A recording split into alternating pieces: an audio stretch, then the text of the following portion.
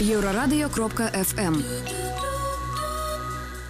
Усім прывітанне, гэта сумесны эфір Еўрарадыё і Е-прамовы, пры мікрафоне Маша Калеснікава. На бягучым тыдні грамадскае аб'яднанне «Пазітыўны рух» пачало публікаваць у сацыяльных сетках невясёлыя звесткі. У 2019 годзе Беларусь атрымала грант ад глобальнага фонду па барацьбе са снідам, сухотамі і малярыяй. Аднак гэтыя грошы пакуль не прайшлі рэгістрацыю ў нашай краіне, і наступствы сур'ёзныя, бо пункты прафілактыкі для спажыўцоў ін'екцыйных наркотыкаў працуюць у рэжыме вострага недахопу расходных матэрыялаў. Без працы застаюцца аўтрыч работнікі, і пра ўсё больш падрабязна сёння нам распавядзе Ірына Статкевіч, старшыня праўлення грамадскага аб'яднання «Пазітыўны рух». Прывітанне, Ірына. Здравствуйте. Ну, насамрэч, калі чытаеш вось гэтыя звесткі, якія размясціў «Пазітыўны рух», становіцца неяк не па сабе, то бок сітуацыя выглядае вельмі сур'ёзнай. Шкада толькі, што не все разумеюць гэтую сур'ёзнасць, я так разумею. Да, вот хорошая фраза, что не все понимают серьезность ситуации, потому что это услуги профилактические, направленные на профилактику ВИЧ-инфекций, вирусных гепатитов С среди группы риска, которые в нашей стране являются как раз-таки люди, употребляющие наркотики. И специфика этих услуг, что они не должны прерываться, ни на день, ни на час. Но это можно представить. Вот представьте, если какая-нибудь поликлиника закроется, потому что там у нее нет финансирования или что-то еще случилось. Скончились бинты, например. Да, на неопределенный срок. Да, у нас там нет бинтов, нет шприцов, и поэтому поликлиника закрыта. Приблизительно вот те услуги, которые у нас, это услуги такие низкопороговые, они очень важны для людей, которые получают эти услуги. Например, вот чтобы понять, о каком количестве людей идет речь, вот в Минске нашими услугами где-то ежегодно пользуются 20 тысяч людей. Это только в Минске. Если говорить по всей стране, то эта цифра порядка 40-45 тысяч. То бок атрымліваецца, што яны кожны дзень мусіць атрымліваць пэўную дапамогу, профилактичную. Да, чтобы влиять на эпидемию ВИЧ-инфекции, надо как раз-таки предоставлять вот эти профилактические услуги определенному количеству людей. И понятно, что вот количество людей достаточно для того, чтобы эти услуги получать. Причем эти услуги должны быть качественными, они должны соответствовать определенным стандартам. То есть человек должен получать определенный пакет услуг. Давайте назовем этот пакет услуг. Например, если мы говорим о программе обмена игл и шприцев, то для потребителей инъекционных наркотиков очень важно сдавать грязные шприцы, которые нам приносят наркопотребители, получать новые шприцы, получать спиртовые салфетки для профилактики инъекционного риска, получать презервативы, консультации, буклеты, получать консультацию медицинских специалистов, инфекциониста, нарколога. То есть это тот минимальный стандарт, который должен оказываться без перерывов, то есть постоянно, ежедневно любой наркопотребитель может получать вот эти услуги. Гэта ён атрымлівае ў пунктах прафілактыкі, да, адмысловых. Гэтыя пункты прафілактыкі існуюць пад дзяржаўным крылом, я так разумею, так? У нас все зависит от региона. Сейчас у нас есть пункты профилактики, которые работают на базе только, например, неправительственных организаций. Например, такой пункт, как вот наш пункт непосредственно в Минске. У нас 1 стационарный пункт и 4 мобильных. И с 2016 года есть пункты профилактики, которые открываются на базе учреждений здравоохранения. Но так как еще идет переход финансирования, они финансируются частично из средств гранта и из средств местного бюджета. И, в принципе, для них эта ситуация тоже достаточно тяжелая, потому что аутрич-работники, расходные материалы все еще закупаются из средств гранта. Давайте еще поговорим про аутрич прадстаўнікоў, то бок я разумею, что яны таксама зараз у такой вельмі нескладанай ситуации находятся. Да, это достаточно сложная ситуация, потому что, как правило, эти люди, которые работают, основное место работы это у нас. У них очень важная функция. Они, их задача установить контакт с другими наркопотребителями, которые недоступны, которые еще к нам не обращаются, и привести их на пункт. И, конечно, так как это люди, сами затронуты наркопотреблением, у них достаточно много проблем, связанных с выплатой долгов, долгов с определенными предписаниями, обязательствами, обязанные лица.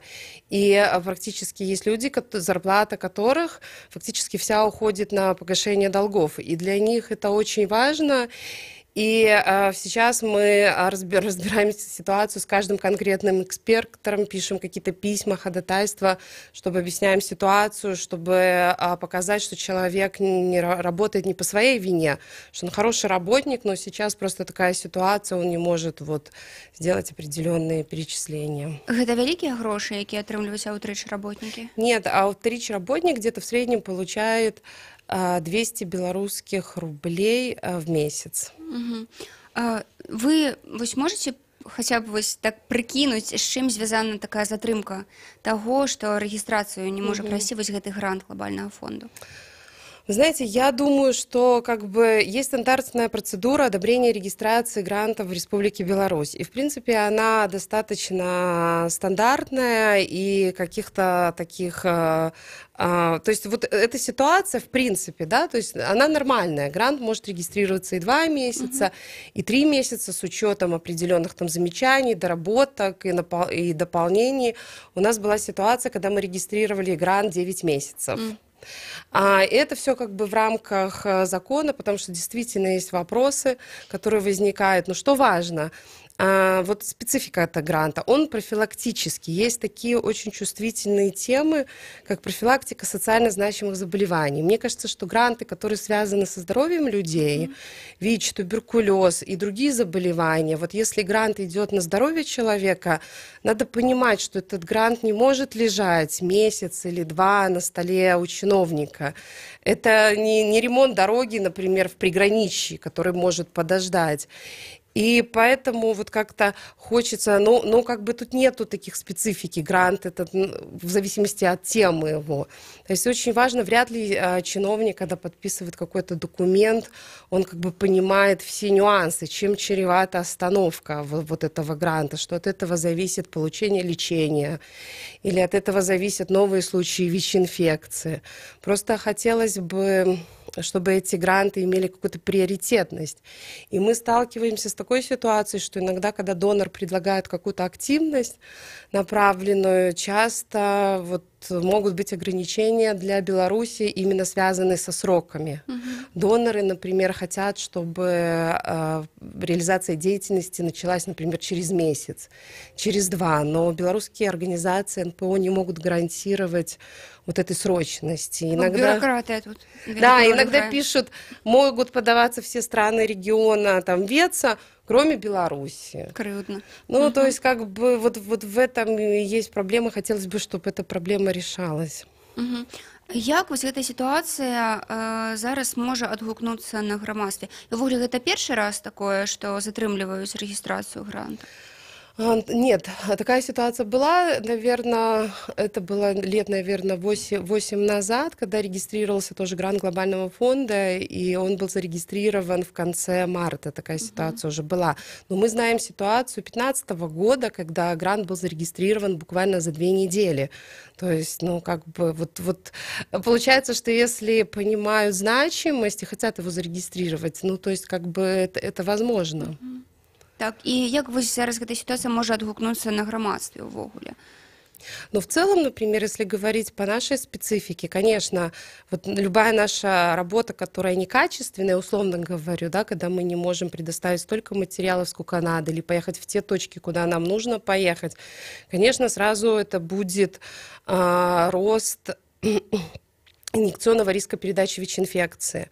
Возможно, это отразится на новых случаях ВИЧ-инфекции в Беларуси. Возможно, это и будет.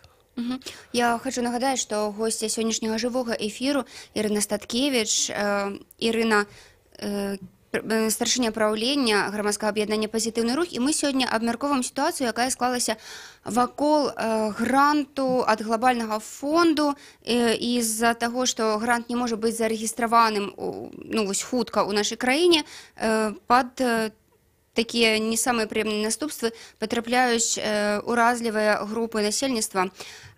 Ірына, Я вось таксама глядзела на нейкі водклік так у сацыяльных сетках, і многія пісалі, што можа быць проста трэба стварыць нейкі свой фонд у сэнсе вось як ствараюць там нейкія фонды кшталту там дапамогі жывёлам, так ці зноў звярнуцца да імёнаў, ці проста аб'явіць краўдфандынг, калі вось такая сітуацыя складаная ўзнікае. Што вы наконт гэтага думаеце? Ну, безусловно, устойчивы те программы, которые имеют разные источники финансирования. Это понятно, и вот эта зависимость от гранта глобального фонда, это в данном случае большой минус.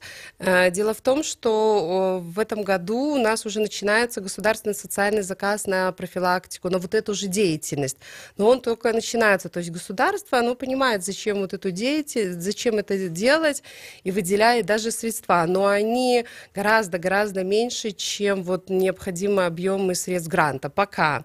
Вот. И к тому же, говоря про какие-то вот такие сборы средств, вы знаете, очень трудно собирать деньги вот на эту деятельность, да, Почему? то есть, ну, потому что легко собирать деньги, когда там на собачек, котиков, но когда не все в обществе понимают и разделяют, ну, то есть наркопотребители, к сожалению, у нас есть еще отношение к этой деятельности, вернее, к наркопотреблению как плохой привычке, да, и некоторая такая стигматизация людей, употребляющих наркотики. Але няма чаго ім дапамагаць, так, атрымліваецца. Няма чаго дапамагаць тым, што Да, сам да, па сябе то не есть, клапоціцца. вот еще будем мы там что-то делать для наркопотребителей, давать свои деньги, потому что вот, в общем-то, они сами себя довели до такой ситуации.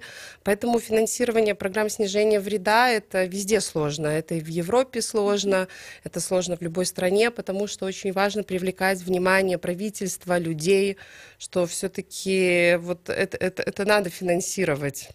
Это и право этих людей на доступ к услугам, к медицинской помощи, согласно их потребностям. Но это еще и защита общественного здоровья. Ну, вот эта вот связь такая, очень сложно ее объяснять, ее всегда надо доказывать. Ірина, мы зараз перарвемся на невялікую паузу. Я нагадаю, што госця сённяшняга жывога эфіру старшыня праўлення грамадскага аб'яднання «Пазітыўны рух» Ірына Статкевіч. Мы сустрэнемся праз некалькі хвілін. Будьце тут.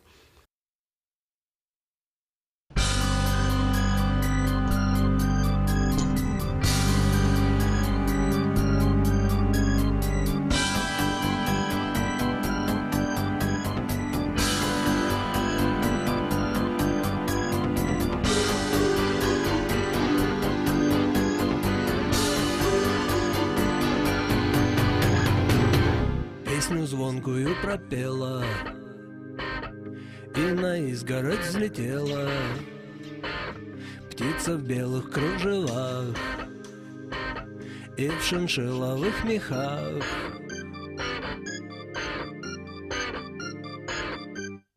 Гибралтар, Лабрадор, за окном крадется вор. Лабрадор, если спелая малина почернела без причины и осыпалась кора, значит, кончилась игра. Гибралтар, Лабрадор, из трубы свисает вор. Лабрадор.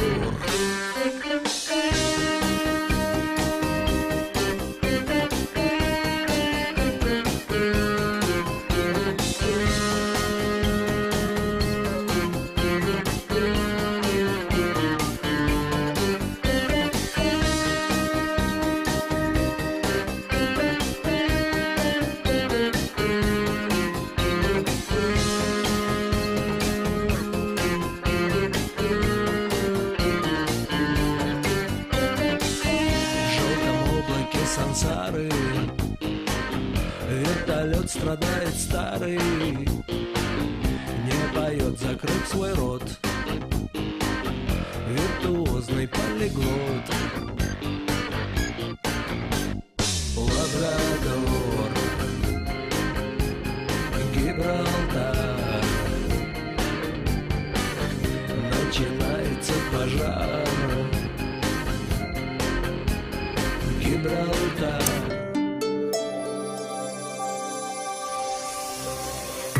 Єврорадіо.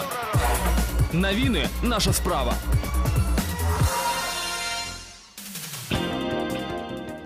Вітаю, каротка пра асноўныя падзеі. Старшыня Белнафтахіма распавёў, як будуць падвышацца кошты на бензін.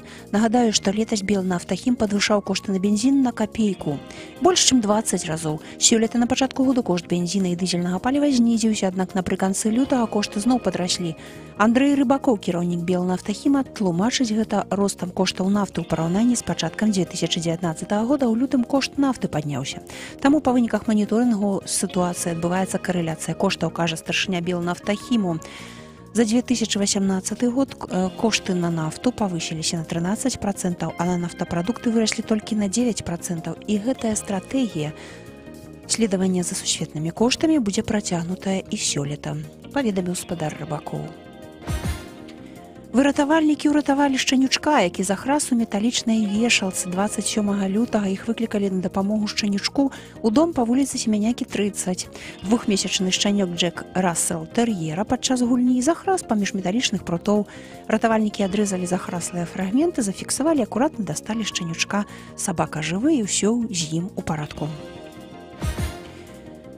Бізнесовец Александр Кныровіч у калоніі, піша дапаможнік па сацыяльнай адаптацыі асуджаных. Пра гэта інфармуе на сваёй старонцы ў Фейсбуку Александр Путуцін, які лістуецца з Кныровічам. Апрача таго, самы вядомы бізнес-блогер займаецца ў турме шахматамі і праводзіць бізнес-трэнінгі. Больш навінаў на еўрарадыё.фм.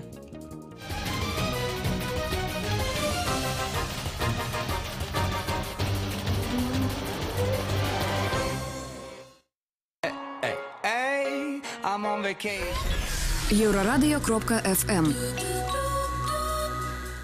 Мы працягваем жывы эфір Еўрарадыё. Маша Калеснікава пры мікрафоне. Я нагадаю, што на бягучым тыдні грамадскае аб'яднанне «Пазітыўны рух» пачало публікаваць у соцсетках сумныя звесткі.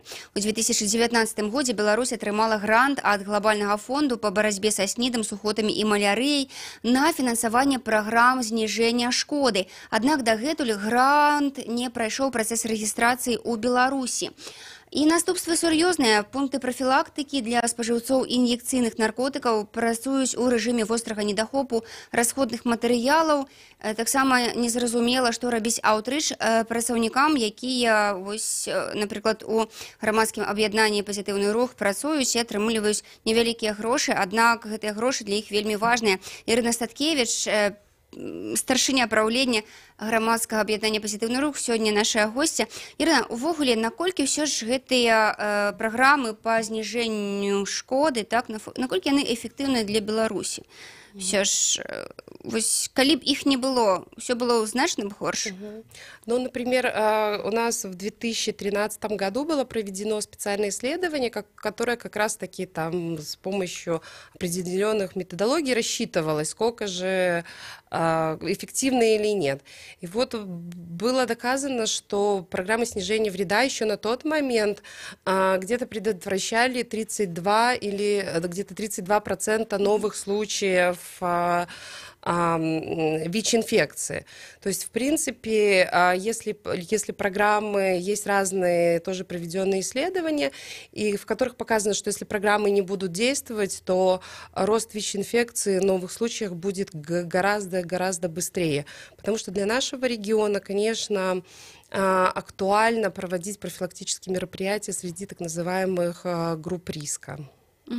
Наколькі ВІЧ-пазітыўныя, ВІЧ-станоўчыя людзі гатовыя да таго, каб удзельнічаць у гэтых праграмах? Наколькі яны пачалі ўжо зараз разумець, што гэта вельмі сур'ёзна і варта гэтага прытрымлівацца?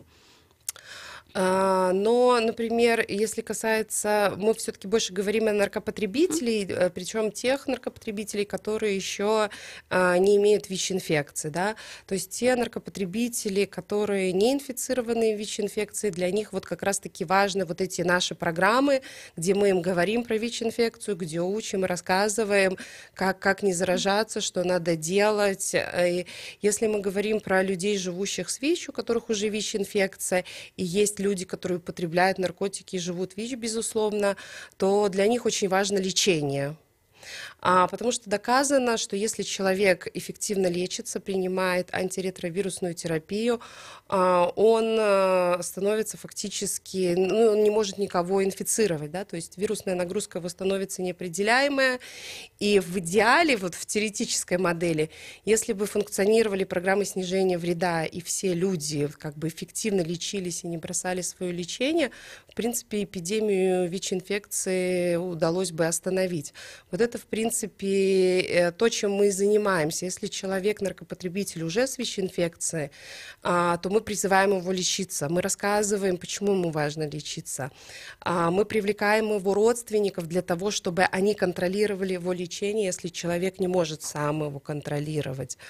То есть, в принципе, я не ошибусь, если я скажу, что такие программы, они, в общем-то, жизненно важные для людей.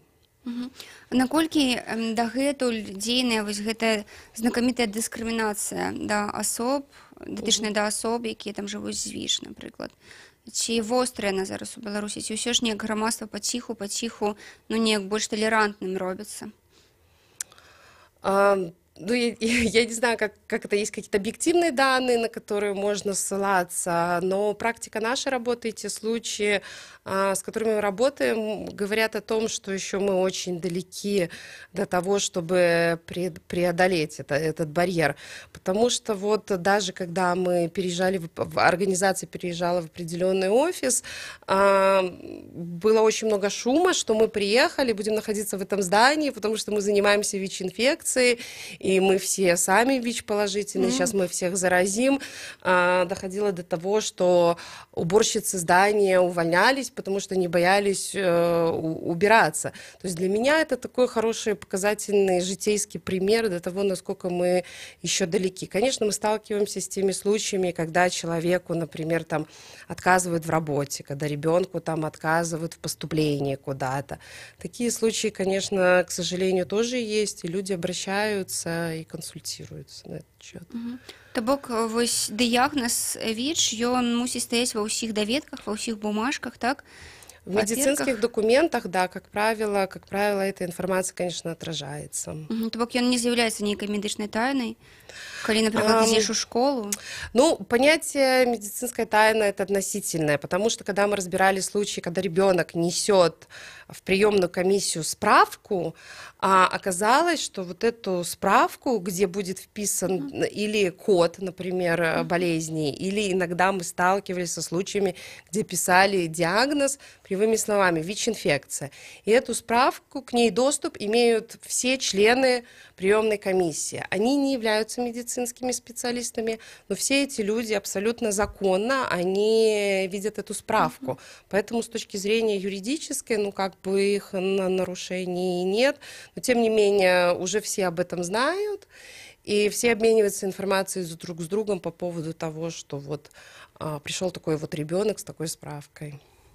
Я ведаю, што яшчэ вось таксама пазітыўны рух пераймаецца вось сітуацыяй, калі у нас у краіне ёсць вось крымінальная адказнасць за заражэнне, так? Вы таксама намагаецеся, каб гэты пункт быў зняты, я так разумею.